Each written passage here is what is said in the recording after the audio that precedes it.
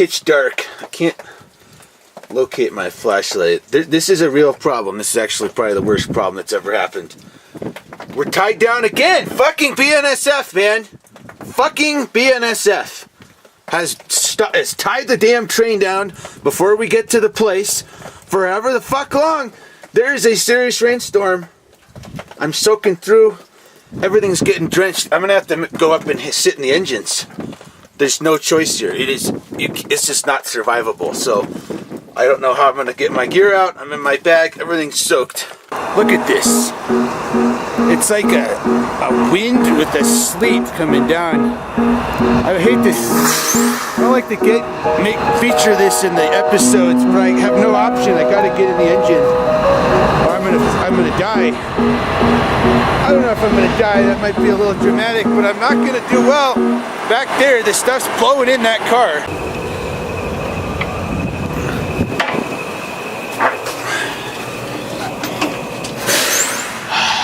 Better. There we go. This is absurd. But I'm in here and that's better. Train going past. It's dark. Can't see it over there. I'm not sure if there's a crew on my train or not. The headlight was on and now it isn't. But we're getting passed from the back. At least I'm in the engine. I mean, this is fine. But I don't have my stuff in here. I mean, the issue going on here, if it gets light, it's a very small looking town out there. Let's see if I can see it any better out there. This is horrible, this fog. This is the thickest fog I've seen. I'll be okay. I can't go back to that car. My stuff is soaked. I didn't even pack it up. It's not survivable if I'm back there. Well, we're out of here. There's got to be a crew up front. My stuff is way back on another car, about 25 back. I don't know how it's going to resolve, but I'm not going to freeze outside at least. And it's dark, but it's going to be light soon as we're approaching Trinidad, Colorado. Spring snow. April 4th, we got heavy snows coming in. I'm really glad I made it up here. Look at that, it's a blizzard going on. So the problem that I'm facing, this is the engine right behind the engineer and the conductor. I got no option but to be in here at this point. So the problem is that at some point, they're gonna come in here, and I'm also looking at the front of the train and thinking they might set it out. I didn't mention this. There's tanks on the front of this train, army tanks. And I can't imagine that those are going past Fort Carson, which is not all the way to Denver. They might get set out in Pueblo. And that's basically, I have to get out of here at the next crew change, and I'm just gonna have to suck it up and deal with whatever happens. Because, you know, when they set something out, there's guys in here all the time. I can't be in here. Just pure snow, I'll be all right. Nothing was that soaked when I got out. However, if it's rain, it's gonna be a real problem getting up to Denver. Although I can get back in these engines later on, but I can't be in there when there's the chance of getting set out the cars behind here. See, actually it's dark. There's about 20 cars with army tanks on them behind here. Through some dismal little New Mexico town. Got the scrub here. I don't like being right up by the units, believe me. I don't even like being in the engines, but looking at these conditions, could have withstood just being on the outside of the train on that car, except we had to stop and recrew. It's ridiculous. There's like a 2 or 3 hour stop there. Water was just dripping in, and I woke up and it was starting to seep in, and I knew very clearly that if I get cold and soaked on this, it could be very grim outcome.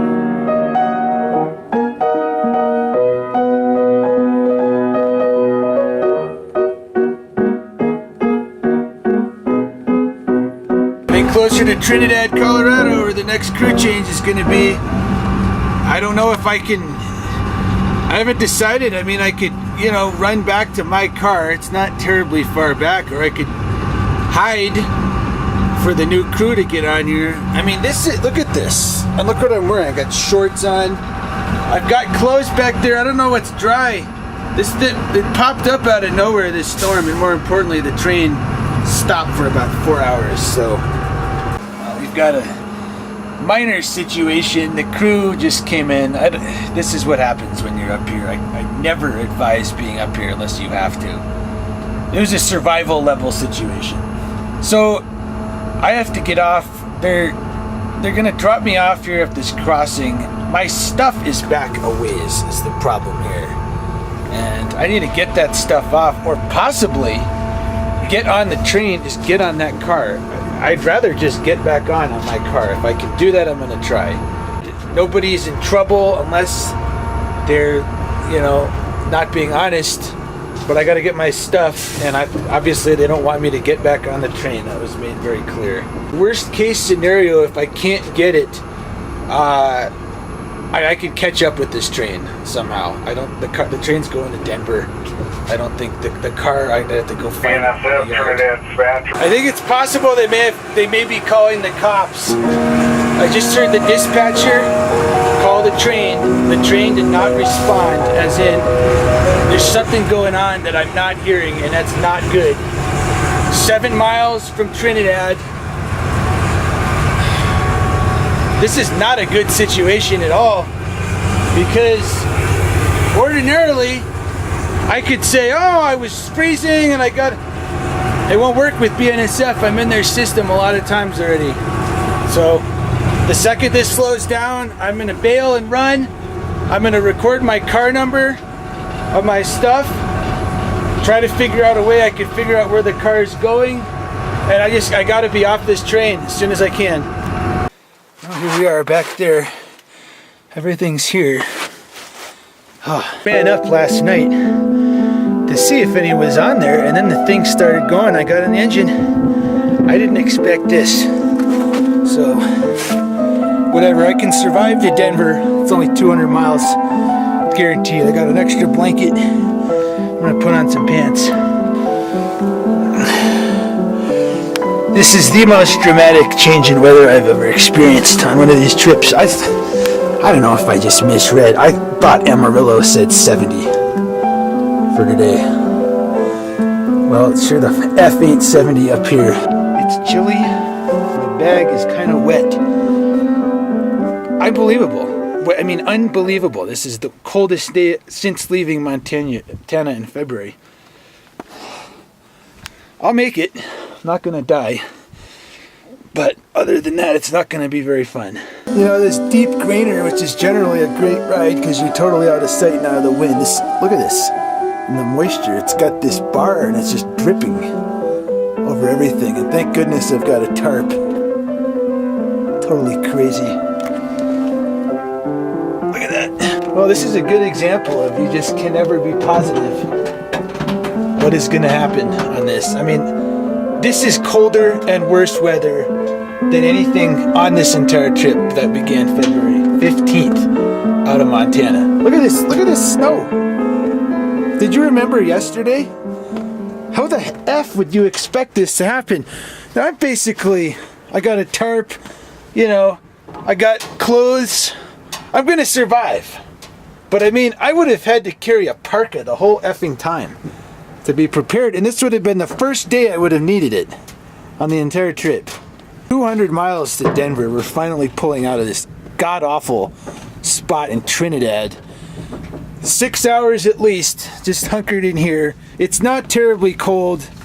I'm guessing it's about 30 because there's liquid water on things, but hopefully this dripping will stop as we get moving because it's starting to drench my bag. We got to get going. This is dangerous to be in this conditions for too long, I would say. Oh my God! This is awful! Look at this. Look at this ridiculousness going on here. This Walsenburg, Colorado. Look at the speed. It's seriously one of the most intense snowstorms I can recall. In April, I've lived in Colorado. I'm from Colorado. I don't remember an April storm anything like this ever. That's this intense. Yeah, it snows. It snows in April, but this is a blizzard. This is an official freaking blizzard. At this speed, I got a long way to go. I'm gonna live, but I'm not gonna enjoy it at all until I'm in a warm place. This is not fun, believe me. This is not a lot of fun at all.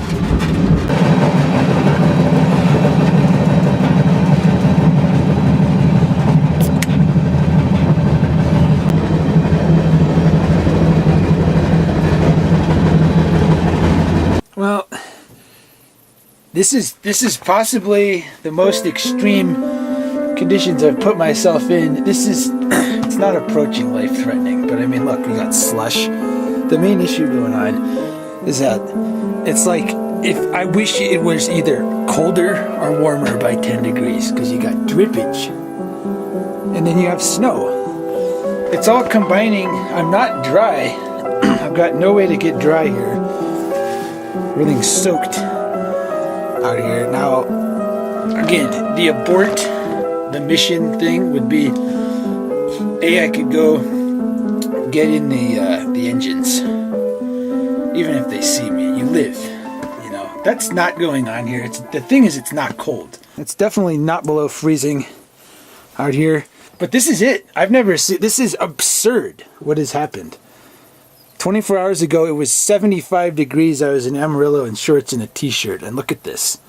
So, I don't know what to say. I can blame myself for not looking at the weather forecast at the same time. This is one of those 1 in 5 years events where April 4th, you get this kind of a snow going on in Colorado. I've lived in Colorado. I was born and raised here. This is not common that this happens this late in the year. It's actually, I don't know if I can recall anything of this nature.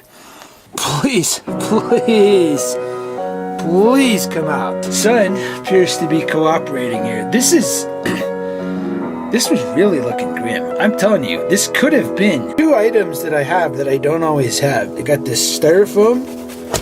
I've got this tarp. This is the first time I've always had a tarp on a trip. And this blanket, which I found that someone had discarded recently. If I didn't have these things, I think survival would not have been a guarantee on this trip. It probably would have happened, but I mean, game changer. And now I pray to God or whoever's listening, I want this storm over. This is Stobe the Hobo talking to whoever's listening. I want this over. Look at that. We may have blue sky coming in. Please. That said, I'd also like this train to start moving. I have no idea why we're stopped here. Look at this bag. The bottom of this bag is drenched. It's legitimately dumping lots of water out of it. This is what I'm talking about. Even this blanket, some of it. These are the conditions that could have been a lot worse if this snow had continued.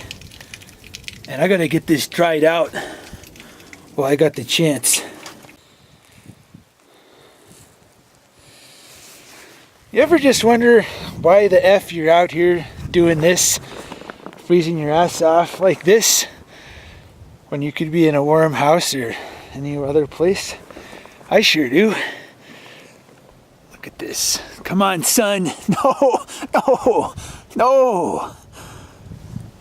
More clouds are moving in. That is not good if that happens. Finally on the move after another ridiculous stop. One interesting thing, this tanker is seriously warm to the touch.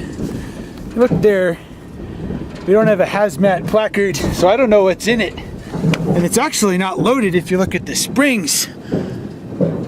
This is warm. This really helped out. I kind of huddled up next to this, you know, go like this for a little bit, and it's like warm. It's really nice. So if worst comes to worst and we're stopped again, I can just do that. Right now I gotta get back in Mike's side, manage to dry things off enough to where it's not as miserable. Absolutely absurd spring storm. It's starting back up. I'm praying that this whole drip thing ain't gonna get going again. I'm dried up enough where it's actually not bad. Let's hope it stays that way. Coming into Pueblo. All right, so we're coming up to Pueblo Junction. If you watched Denver to Houston Part 1, I hung out at that junction trying to go east to La Junta. Now I'm coming in from the south.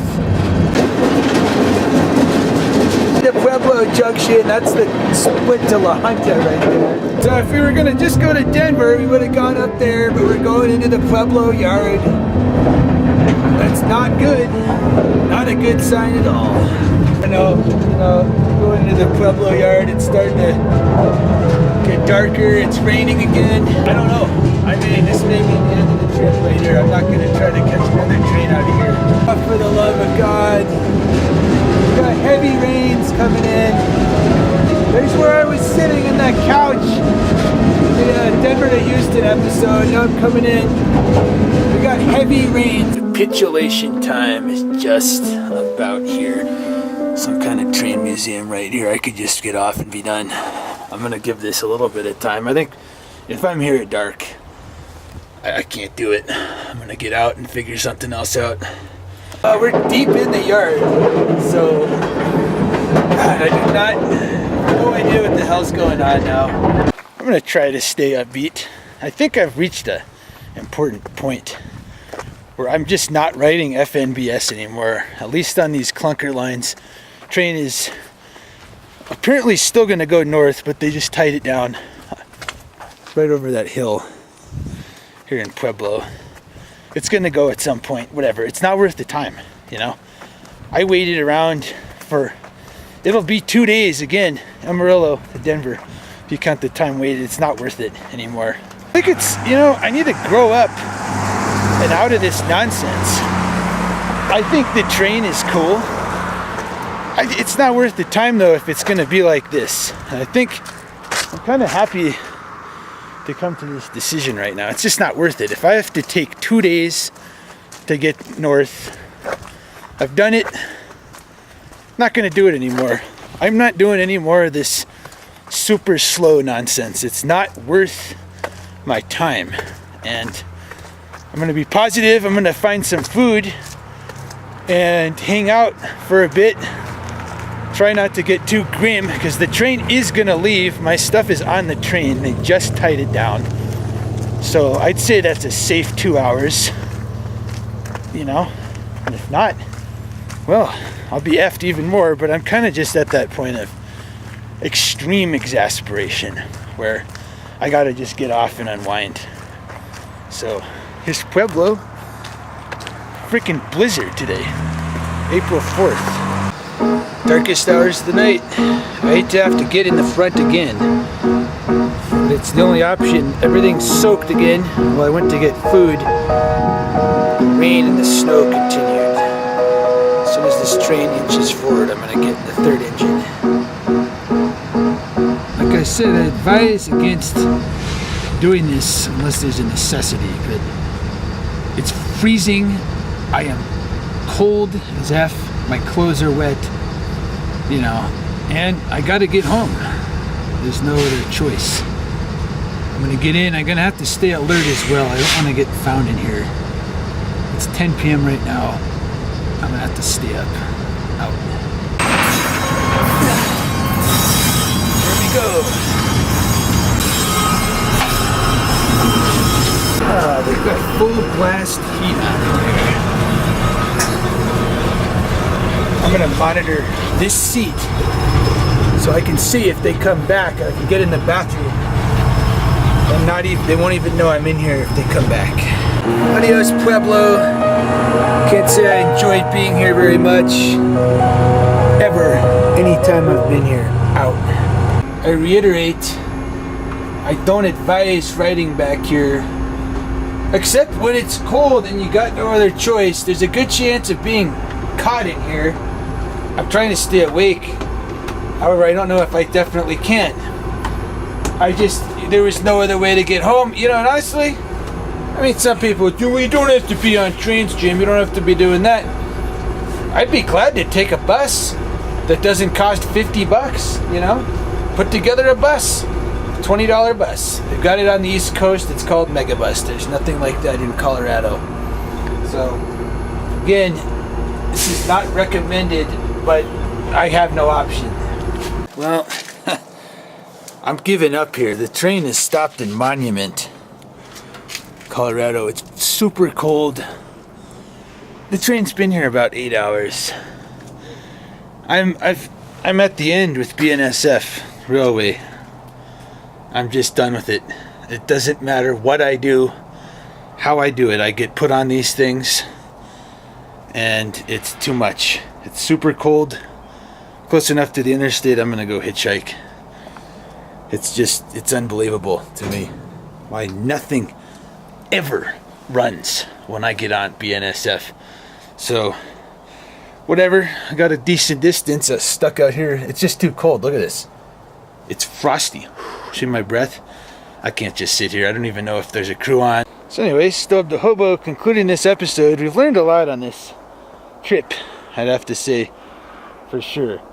First of all, we've seen that basically this military equipment doesn't seem to be any issue with just letting this stuff sit for days on end.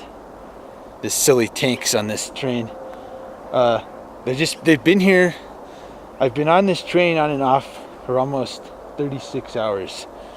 And, you know, terrorists, whoever, there's no security here. We've seen that BNSF is essentially so slow. Can you hear that? I don't know if you can hear it. The guy's tying the train down up there. Again.